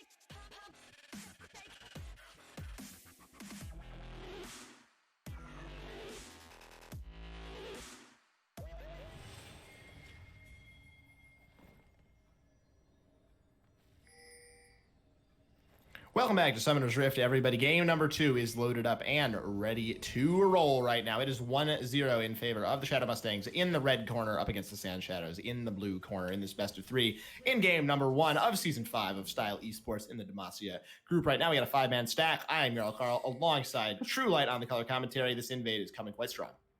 Yeah, Green Ninjas just spots them out right there, and the silence comes through. They can see the entirety of the SandShadows. I kind of feel like there's not going to be much potential for punish here. You don't need to call in everybody to like look to punish. Just get down the forward vision, make sure you know where you can track the wanted guy, especially because you have this really favorable jungle matchup, right? With Wakian. Like you said, Wakian just has to walk forward on the Olaf, and he just wins the fight versus Diana in the early game if they do come to a 1v1 in the jungle. But yeah, okay, there is that forward control ward onto the red buff. So they know the wanted guy is starting the red side. So they'll have that degree of tracking, and hopefully Wakian can make really efficient use out of it. Otherwise, I don't think I see anything here that's particularly shocking in terms of rune or mastery setup. Nope. Yeah, nope. Pretty standard stuff. A small thing, but Merlin did get 2 stacks on his mana flow band, so he starts the game with 50 extra mana. Maybe just getting him a little bit closer to that stage where he can punish a lot. I don't think it'll be super influential, but something to think about from that level 1 here as Wangbadang goes in for the auto attack, but he's going to take a lot of minion damage back, so it'll even the trade a little bit. In the very early stages, this Lucian will have the advantage, but as we get into that level 3, 4, up to level 6, I think that we'll flip towards that level. Yeah, I mean, I think the name of the game for Merlin, especially like 3-6, is just stay alive, right? Yep. Wangbadang is going to, use that relentless pursuit and get the auto attacks from the Light Slinger passive. And if he, Ewok just keeps landing these full channel or almost full channel decimating smashes. It's insane. He does indeed. A lot of damage up there in the top lane. Hits level 2 as well. Merlin going to trade back a little bit with the Malefic Visions, as that is called. On the dot there, one of Malzahar's, honestly, one of the game's most annoying abilities, I would say. Those things just do so much damage, and they always seem to hit you. Oh, absolutely. Like Malefic Visions, especially because you get mana back as long as you're last hitting something with it, can be such a punishing ability, especially when you refresh it with either Nether Grasp or, what's the Q called? I know this. Call it. There we go. But otherwise, looking down here in bot lane, I like the fact that 13 Green Ninjas and Slickdrake are being aggressive with like this Raka into Tahm Kench, because there's just not much that Tahm Kench can do, especially early. Exactly. I was just going to add on, especially early. If you stop talking right there, in perfect sync right now. Olaf does a full clear. 3 minutes and 15 seconds coming out of that Tribush is the standard clear time for the Olaf. They might meet on the top side, but this Diana is not going to be winning that fight, as Wokian just a little bit of aggression on towards her, going to force her off the scope grab. Yeah, and you can see right there that Wangbadang did have priority, started walking into the river, but just called off of it, because I think even, looking for a 2v1 versus Wokian, they don't feel terribly confident in it, especially because Merlin will follow and Ewok has the inside track as opposed to Boosted Animal right there. So I think that Shadow Mustangs Unleashed would have won that fight if it did come to a 3v3. So I think good job for SandShadows to just call off in terms of any aggression there. I agree. Wokian asserting some dominance in the mid lane there. Nice knock up there. Ewok actually finally takes a little bit of a bad trade. He'll be healing up the door and shield a little bit, but Wokian asserts some dominance in the mid lane, really demonstrating to that wanted guy that you cannot have the Scuttle Crab. Wokian picks that up for himself. A nice lead now in the jungle, about 300 gold in the lead individually, and just getting a lot done right now on this Olaf, as is to be expected. This champion very, very strong in the early game. Ooh, Boosted Animal went forward though. No? Okay. I mean, I feel like it's a very similar case to last game for Boosted Animal, right? Except this time around, he doesn't have biscuits in his pocket. So I don't but there's higher damage potential output with the brittle procs. But Ewok is just staying so well sustained off of Grasp of the Undying, but also the fact that he's landing well-channeled decimating smashes over and over and over again. I can't highlight this enough. You just don't see it terribly often in top lane, just because I don't think a lot of Scions are aggressive enough with the ability. Yeah, I think Ewok is undeniably very good at Scion and is playing it very, very well. He has 4 grasp procs to his name already as well for some extra bonus HP. Should be tossing himself that recall, can teleport back with a bit of an item purchase. He might go over the corrupting pot again. We saw that last game for some more damage and sustain, or just some magic resist. I imagine he'll be TPing back, yeah, a little bit. I imagine once again going for the locket first. Seems pretty strong as the dragon being started up by Wokian. Complete jungle domination right now for the Olaf. Yeah, and that's completely off the fact that he had, like, both of those Scuttle Crabs got Chilling Smite. But in addition to that fact, Slick Drake and Green Ninja, or 13 Green Ninjas, are the more forward, the more aggressive bottom lane. They're able to get priority. They're able to help out Wokian right there. And that translates into an early Cloud Drake, which is going to feel really good as those level 6s start coming in because you have that additional ultimate CDR in the early game. Absolutely, Cloud Dragon. I think probably the strongest individual dragon in the early game, reduces the most time at that stage in the game. Transitioning back to the mid lane, Merlin has a little bit of a purchase under his belt. Now has access to the ultimate as well. I think Wang Badang needs to be very, very careful that he does not find himself in the range of that Nether Gas, but an inopportune moment. Yeah, especially because as long as Merlin does have Flash available, that's always going to be an option. To just go straight onto Wang Badang the moment Wokian walks close to mid lane, right?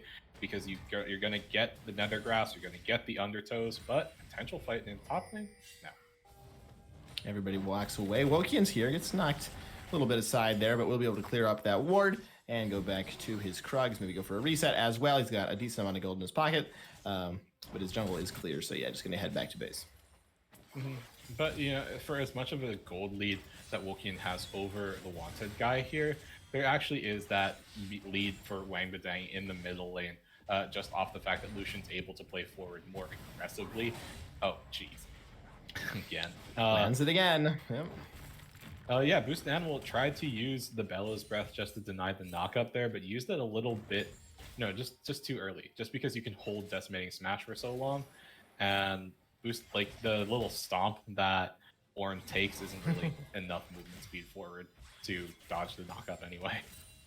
No, didn't quite time that one correctly. Back to a little bit of a wet noodle fight, but another nice CS lead up there in favor of Ewok. Up, almost 15 CS, 2.5 waves after 7 minutes. Very, very well done on the Sion up here. He's just crushing it in these 2 lanes. Not something you see a lot from Sion, especially, and even in top lane in general. A lot of times it's just a farm fest. These 2 games have been very different. Yeah, and that's off the fact that Ewok also didn't even TP into the lane. So, like, I think that just highlights, how much or how effective he is with this Sion, able to get such a substantial farm lead into something like Ornn that doesn't even have to back necessarily. Ooh, Merlin taking a huge right there. I'm very surprised we haven't seen more focus in the mid lane from Wokian right now. Merlin, like, the Nether Grasp should be a free kill every time. On Wang Badang. We're finally seeing it now. He might go for the flash, just as I say at Caster Curse. Of course, there's the flash Nether Grasp. Why did they not do this minutes ago? It's beyond me. One more Undertow should be enough. Oh, didn't need to flash there, sir. But first blood in favor of Wokian. It looked like he flash insta-casted Undertow, but that's first blood, and while you burn 2 flashes from Wokian and Merlin, I feel like he could have just used Ragnarok, didn't have to flash there. I completely agree with you. I also feel like Merlin could have just exhausted Wang Badang, and that also would have netted them the kill.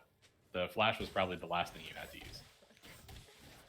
Yeah, I agree. But, I think similar to the last game, all the flashes being down, probably still okay. For SMU, getting the Nether Grasp isn't that hard if you don't know that the Olaf is there, because the range is not, small. So Wang Badang likely will get into that range at some point. Merlin can press the button. Wokian just kind of runs through the bush, and down goes Wang Badang. Exhaust still available as well if Merlin needs to slow him down. So I think still a very good place to be in right now. Merlin down a little bit of CS, but that just doesn't matter on the Malzahar. Not a champion that needs the CS, just needs to be able to press hard. And once again, another big smash up there in the top lane for Ewok. As you can see, off the fact that they killed Wang Badang and got that first blood, Shadow Mustangs Unleashed, they grab up the first Rift Herald, and they're probably just going to hold on to that for a little bit longer. The next dragon is spawning. It's going to be an Ocean. You said that you think that Cloud is probably like the best single stack Drake. I actually think like Ocean and Infernal might be like the 2 worst single stack Drakes, just because like, what are you really going to get out of them? But yeah, percents aren't great early. Yeah, like especially with how small those values are very early on. But hey, that's another potential point towards the soul, and that's probably the most meaningful thing off of those single stack Drakes. if it's not Cloud.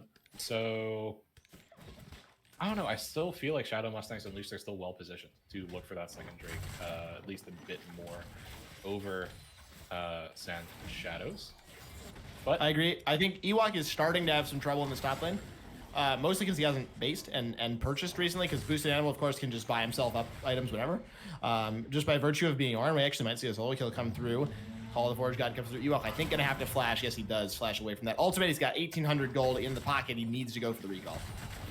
Ooh, but he's looking for the solo kill. Is he going to be able to heal himself up? Boosted Animal picks up the kill. Ewok, can he run him down in time? He needs one auto attack on his back, but we flip down towards that bot side. Nether Grasp is on to that wanted guy. He's going to be that dead guy right now. The dragon is going to go over. Did you just see how Green Ninjas grabbed that kill? Oh, no. Missed that completely. It was Airy. Oh, good. That's fun. Cast Equinox under the wanted guy just to get the assist, but Airy just smacked the wanted guy and nabbed the kill. Feels bad. From Merlin. Oh, that's tragic. But hey, you know, that's just another kill into Shadow Mustang's pocket. They're killing the jungler again, setting wanted guy further behind, and they get that second dragon. So, you know, the pressure is starting to mount now for SandShadows as the Drakes do start now stacking up in the favor of Shadow Mustangs Unleashed.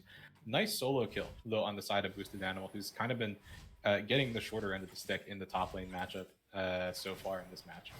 I agree. Ewok not fully... we're going to actually see the engage come through in the bot lane with that ultimate. Slick Trade could be in some trouble. No members there to help. Exhaust goes down on to them. 13 Green Ninjas just trying to get herself away, but I don't think she's going to get very far. The flash to buy a lot of time. She actually may be able to run herself away. Bullet Time will not pick up that kill. Wokia now on the chase as well. That wanted guy likely going to have to flash himself over the wall. Does so. Ewok not going to be able to follow with the decimating Smash Blast. Was there for that wanted guy who actually walks back in. Wokia is just gonna, I would imagine, find the kill right here. That one guy, not sure what the plan was, and that one goes down. Yeah, especially with the flash already being gone. Now Wang Badang unable to lock up the second kill there. But, I mean, I think that's like, it's a very surprising thing for them to do, especially because Tahm Kench ultimate, Abyssal Voyage, is such a short range ultimate very early on. I feel like that's a little bit more of a communication thing. Maybe Merlin should be calling out a bit sooner, like, okay, hey, like he's been missing for a little bit too long. Be careful for the Abyssal Voyage behind. But they pop that Rift Herald in the mid lane. They're not gonna be able to kill the tower off of it, but it's gonna be a nice little chunk of, you know. I don't love this Herald drop. Sure, you get 2 plates, but that's all you get. And I don't think first Herald should not be getting just 2 plates. You want to be getting a turret with the first Herald, and you have another minute before plates. I don't know. I don't think it's awful, but I also don't think it's great. I think the timer was going down though. Like, oh, true. They had been holding on it for a while. They didn't use it for the second Drake. So they probably just were like, okay, it's going to pop in a minute. Let's just, you know, use it, get the gold that we can out of it. Otherwise, it's just a waste. So, like, not the most efficient use of Herald. I completely agree with you. But they might as well get something out of it rather than just damage on the tower. Fair enough. Speaking of inefficient, this jungle right now for that wanted guy, not working out great. No.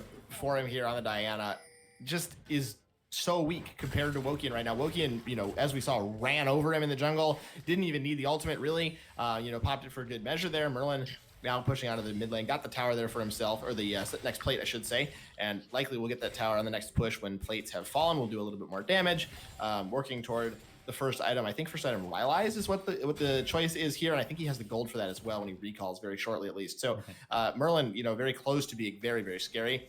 Okay, in the bot lane. Let's run into Hillsy, though. He's going to be in a lot of trouble. Flash is available. Silence goes down. Flash is now used by Hillsy. That's the Enchanted Crystal Arrow, though. They're going to continue this fight. Wokian is here. That wanted guy for the counter gank. How effective will it actually be? Bullet Time comes across. Not going to get a whole lot done. That's the double teleport. Another undershow comes through. That wanted guy so slow. Oh, a nice dodge, actually. Ewok not able to find anybody with that as the Lucian has arrived. Merlin is on the way, though, so 4 versus 5 for now, but the Ashe is in the front line. Once again, Slick Drake does go down. Ewok likely going to fall as well, but he will come back as a zombie. Could pick up actually a couple of kills here. Merlin flashes forward, doesn't find anything. One picked up by Ewok. He's going to be going for a little bit more boosted animal, now trying to extricate himself from the situation. Going to get Nether grassed up. Wokian picks up that kill. At the end of the day, it's 2 for 2. The bottom lane fights, just like last game, you know, don't disappoint between the two of these teams. And we get into the replay right here.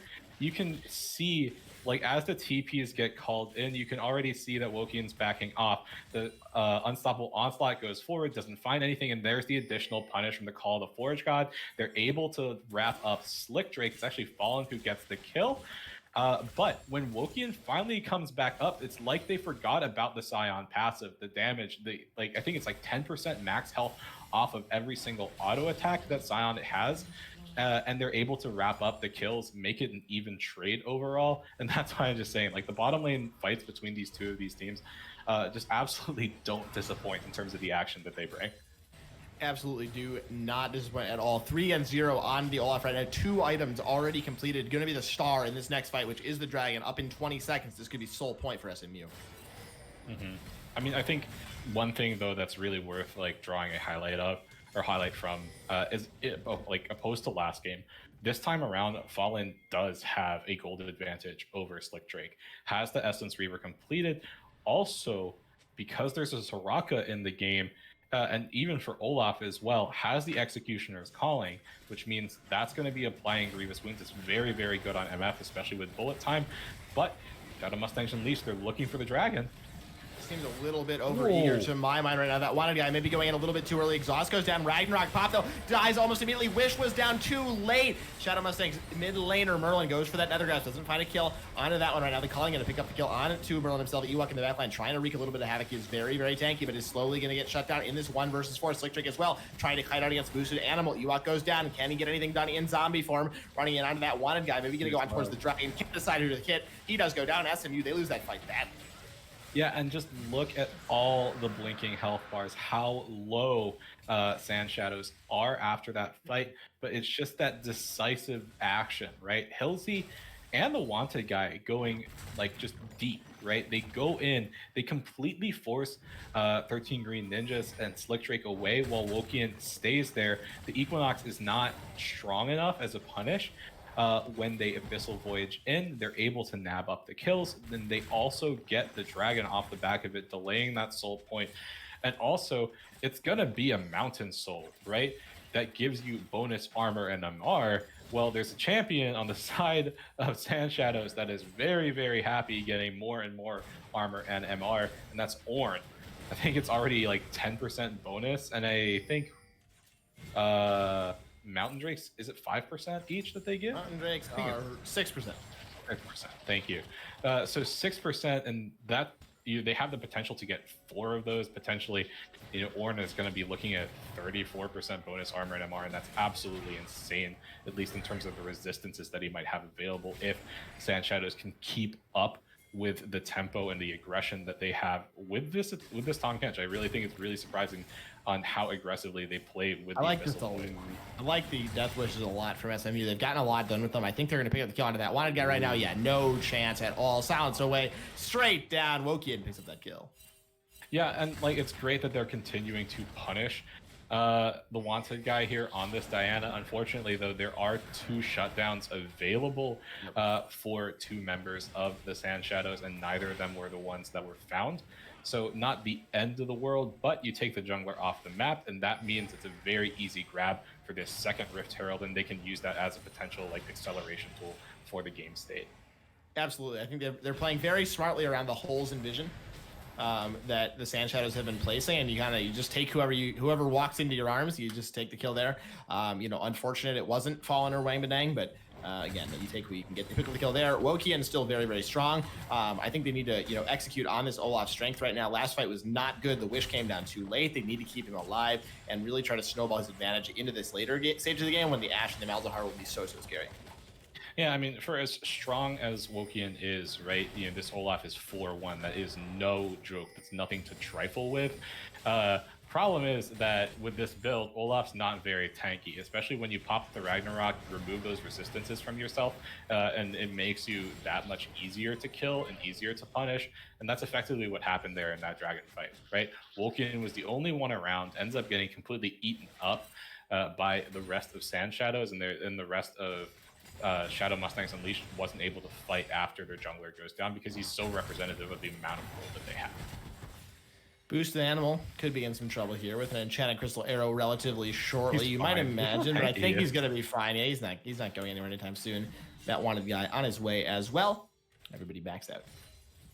Yeah, I mean, taking a quick look here, Boosted Animal, 162 armor to his name already. It's very hard for Slick Drake with just a Bork and BF sword to do any kind of damage to an Ornn right now. Yeah, the Bork helps, but only a little bit. Not going to find a whole lot there. Ewok in the top lane could find something out of Wang, but dang. Ooh. Jungler is here as well. Flash available for the solution. The knockup not going to help proceedings right now. Wang Badang just goes down. Yeah, I mean, the fact that Relentless Pursuit was burned like pretty much instantaneously right there means that there is nothing Wang Badang could do to stay alive. And even if he had stayed alive in that circumstance, like they just did here, they have the Rift Herald anyway, and they're going to look to take the tower down. Although I think Wantagai and Hilsey do have something to say about that. They should be able to kill the Herald, but I don't think they can save the tower. Hilsey might not even be able to save himself right now. Wokian is so fast on the Olaf right now. Don't think Hilsey's going to be able to find anything. You got to be careful, though. Ragnarok is a very strong pool. Ewok is also quite strong. I think they're just going to call this one off and go to the Blast Cone here for Ewok. I think he'll be able to get there just in time. Gets out. Yeah, I mean, I feel like Fallen probably should have just popped that very, very early. Boost Animal in a bit of a rough in trouble here. Arrow's got to come out at the right time. Ooh, a little bit late on the arrow there. I don't think it's going to matter. Boost Animal eventually going to go down to the Ignite. Does fall. Green Ninjas picks up the kill. Yeah, very good on 13 Green Ninjas. Toss out the Ignite right there. You don't typically see... Ooh, double flash. Yeah. You don't typically see Ignite taken by a Soraka just because the whole landscape for every Soraka is just stay alive, right? Be able to cast your heal. You don't need the aggressive summoner with the Ignite. You just need to keep your teammates topped up in health. But I do like the fact that 13 Green Ninjas did opt to take that Ignite because of like the potential punish for instances like this. And also the fact that you're laning into something that is potentially as passive as a Tahm Kench. But looks like a fight might be breaking out over this dragon here. Absolutely could be. Teleport available, though, for Boost Animal. No Call of the Forge, got it. No Enchanted Crystal Arrow. Merlin does still have his Nether Grasp, but that did not go down onto Wang Badang. That Wanted guy taken very low. Woken, I think they're going to see a fight before we go for that Dragon. Woken, though, very, very low. Taking down Wish late once again. This is the second fight in a row that Wanted guy does so much. In the backline, as SandShadows are just out team fighting SMU right now. Ewok going to come back alive. A triple kill for Wang Badang as SMU awfully played team fight. I think you have to say right now they lose another one. Yeah, you can see 13 Green Ninjas there did actually try to heal Ewok in the death passive. You're burning a lot of health very, very quickly right there as Scion, so not much that they could have done.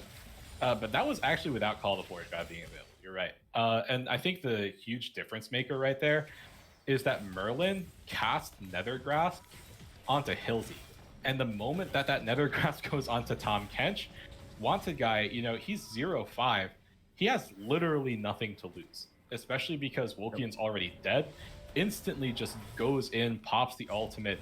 I think hits just about every single member other than Ewok, I think they hit Ewok. It was only Wokian who was already down. So ends up landing like the full effect of Moonfall and as well just like the CC.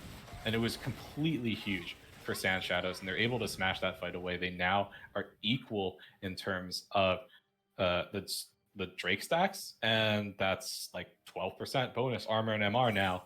They're getting increasingly tanky, and you can see every single member, with the exception of your mid laner and your AD carry, starting to stack up those resistances, and it's going to be very, very hard to deal with. They even want a guy working on his Anya. I agree. I think Wokian needs to stop charging the backline so hard. I don't think he needs to be, trying to go in 1v5, especially when 13 Green Ninjas is not ulting in time. The Wish needs to come down onto this Olaf, right? Healing is such a big part of Olaf's kit, especially with the Ardent Sensor. I know there's the Executioner's Calling that does cut that a little bit, but the Ardent Sensor helps a lot as we see a teleport up into the top lane. Not too sure what Wang Badang's doing with that one, but rejoining his team here. Maybe the Baron on the cards. Yeah, I mean, like the other thing is that Wokian with Vicious Strikes on Olaf, you get 1% increased healing for every 2% missing health. Wish, I think it's 50% more effective on teammates that are below 40% health. Ooh, nice little smite steal. But like that's just to highlight your point even more, right? The healing for Olaf can be completely insane with a Soraka, and all you have to do is get Wish down at the right time. Which it hasn't been, which has really been the problem for this team right now. Merlin tanking up a lot of the culling. Interesting. I think he did that just to keep those minions alive. Yeah, makes sense to me. Makes sense to me, sir. Too big of a brain for myself right now. Slick Drake clearing out a ward. That's nice. Enchanted Crystal Arrow and a little bit of a lower cooldown now that the Essence Reaver is completed, so that could help them find picks. I think Shadow Mustangs need to really just keep trying to find picks. They have great fight starting potential, as we talked about earlier. I think you want to just catch somebody out. Death Brush again before the next objective, because their 5v5 team fighting right now has looked very sloppy. Yeah, I mean, like their 5v5 team fighting is lacking. They're actually still just over 2k gold up, though, right? That's partially off the fact that they have more towers. It's partially off the fact that Wolkian has such a commanding CS lead, and so does Ewok. But you know, although fights aren't going their way, the map is. I guess that's what I'm trying to highlight. So they're definitely not out. Although it absolutely doesn't feel good, you know, to have a lead in gold and not be able to translate that into a team fight victory, especially with the comp that they have and like the abilities they have to catch a single enemy out. Absolutely. And they were on track for like a 22-minute soul, too. I mean, they were doing great with Dragon Control in the early game, and it really just fell apart in those last two team fights. It's something we saw in the last game as well. Their 5v5 team fighting has not looked good. On Shadow Mustangs, it just has looked a little bit uncoordinated. Wang Badang could be in some trouble here, but I think he's going to be just fine. The Shadow Mustangs have looked great every time they're not 5v5ing, and I think that's why the pick comp that they have here is could be so useful if they used it appropriately. They can just, you know, find a pick, and then they don't have to 5v5. Yeah, I think actually another thing that's just so vital for the side of SandShadows, though, is that those Forge items are starting to come through. Boosted Animal already has one to his name with the Forge Fire Cape, but also upgraded Fallen's IE right there into the Molten Edge. Uh-oh. That wanted guy is in some trouble right now. And Channing comes across. Yeah, does land that one down. That wanted guy going to go down immediately. Ragnarok is already on the case as we see the Abyssal Voyage come through from the Tom Kents, but I don't think that's going to get a whole lot. So on the Ewok is there, tanking up a lot in the front. Hillsy pops the shield, pops the other item as well, but Slick Drake is going to be just fine. Boosted Animal gets knocked out of that dash from that decimating smash. Boosted Animal eventually goes into the stomach of Hillsy as Merlin is just chilling on the bot lane right now, pushing that one down. There's the pick that we wanted to see. Yeah, I mean, like the other thing though is Hillsy just solo Abyssal Voyage, and I don't really think he should have been carrying someone, but really just threw himself into a very, very awkward position. And if it weren't for those two mountain drakes that they have, I am 100% certain that both Boosted Animal and Hillsy die in that situation because they don't have those bonus resistances available, and they're that much easier to kill. But this Drake is actually spawning in 5 seconds, and I don't think, yeah, they're not. SandShadows are fully deployed onto the map. There's no Abyssal Voyage available for anything sneaky this time around.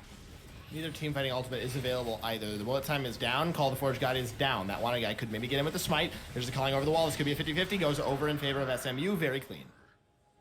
I think if you're that wanted guy in this situation, you could just take the blast cone over, look for the steal and flash. Like you're 0-6.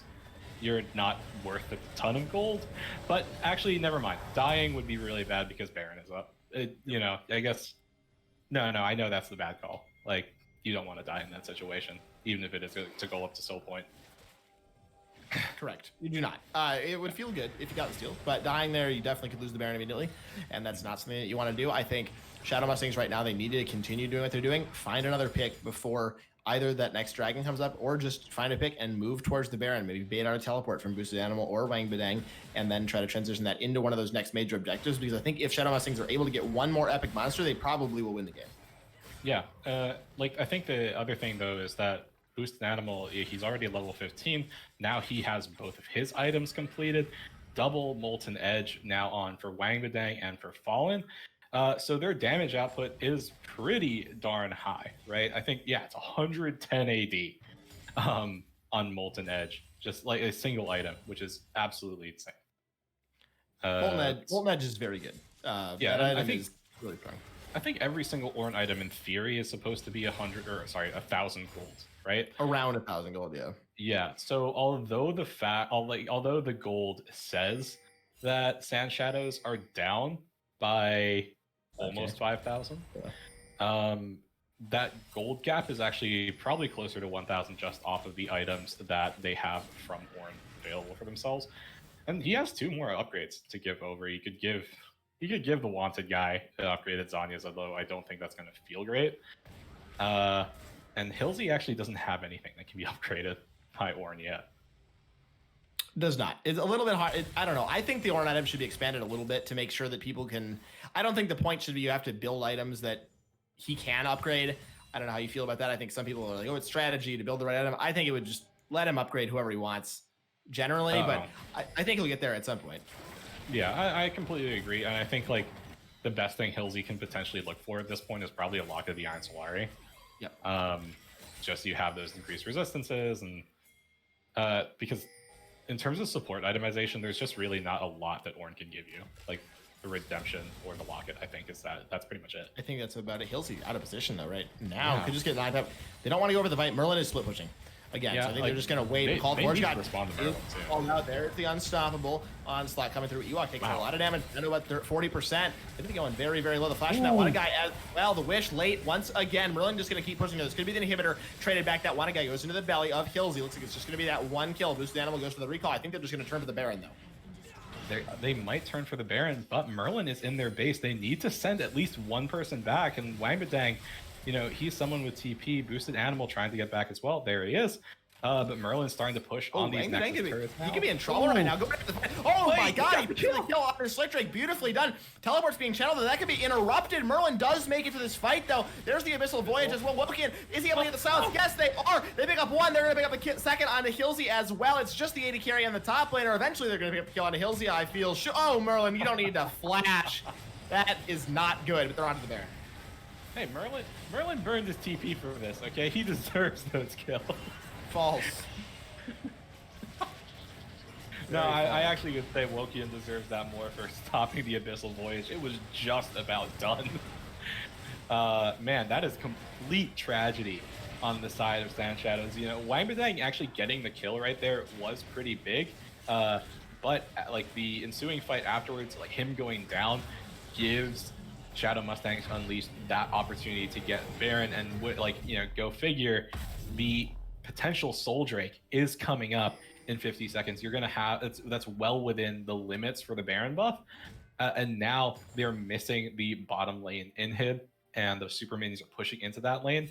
So SandShadows, although they were very, very competitive in these situations, now like the pressure really, really is gonna start to get to them, as now their base has been cracked. The enemy team has Baron buff, and there is just that potential factor of desperation, because they need to make sure that this Mountain Drake or this Mountain Soul doesn't go through for the enemy team, because it's going to be that much harder to kill them.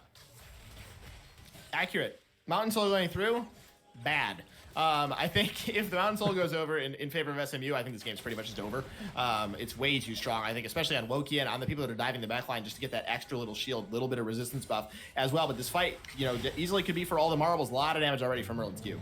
Ooh, there's the call to Forge God, though. Slick Drake well out of position right now, but it's Wokian in the backline on a fallen and Wangbadang. How much damage can he get done before he goes down? Picks up one, but he does trade himself back to redemption, healing up Slick Drake, who is still alive on the sash. That one guy goes down. It's so much attack speed. Hilsey in trouble as well. Very, very low cut down as well. Surely that could be the end of the game. You'd have to feel it's going to be the Soul, if not the Nexus. 3 for 1 right now. Very well played by SMU. Despite the most heroic efforts of the Wanted guy going forward, trying to get the assassination onto Slick Drake, 13 green ninjas stayed completely untouched, which meant the heals came through for the Soraka. Slick Drake stays alive. The redemption is cast. The only one they lost was Wokian, but he did his job anyway, not insofar as getting the smite on the Drake, but completely assassinating Fallen. There is no bullet time. There's no potential team fight after the MF goes down, and that means Shadow Mustangs Unleashed grab the Soul, and I think they're pushing for the end. Absolutely, could be pushing for the end. I imagine they'll recall after this inhibitor goes down, if they're able to pick that one up and just go put in some purchases. They have a decent amount of gold, or maybe just rotate up to the top set and try to use the rest of this Baron. They have 45 seconds of it left. And like I got a question here, right? If this is not Diana, right? Does this situation happen, right? Do you have so many deaths in the jungle? Is it as abusable on, say, something like Probably they had last game with Sejuani or something? I don't think so. I think the Diana pick here is just troll. As we kind of talked about earlier, I just don't love it in the comp. I mean, sure, you need some magic damage, you have the Lucian in the mid lane, but I just don't think it really worked. You know, and maybe they've been practicing in scrims and they like it a lot, but we're gonna have to hold that thought. We do see the engage coming through. It's 4 versus 5 right now, but Merlin, does he have the zone control? That one guy, now they're behind him, the jungler immediately. Hilsey trying to take up in the front line with that stone plate as well, but he's gonna get knocked into the air. Takes a lot of damage very quickly. Grey health is available. Bullet time for a bit of zone, but not a whole lot more than that. And look at the base, the minions in the base as well. They're forced to go back from this one to stop that Nexus tower going down, which it may still do. The push in the top lane is now free. Yeah, I mean, they tried to look for something right there, but I mean, like that Wanted guy, once again, probably the best member to go down if SandShadows are going to lose somebody. at least in terms of combat effectiveness. But it doesn't feel good to fight a 4v5 against the Baron Mountain Soul team because it's so hard to kill them. And yeah.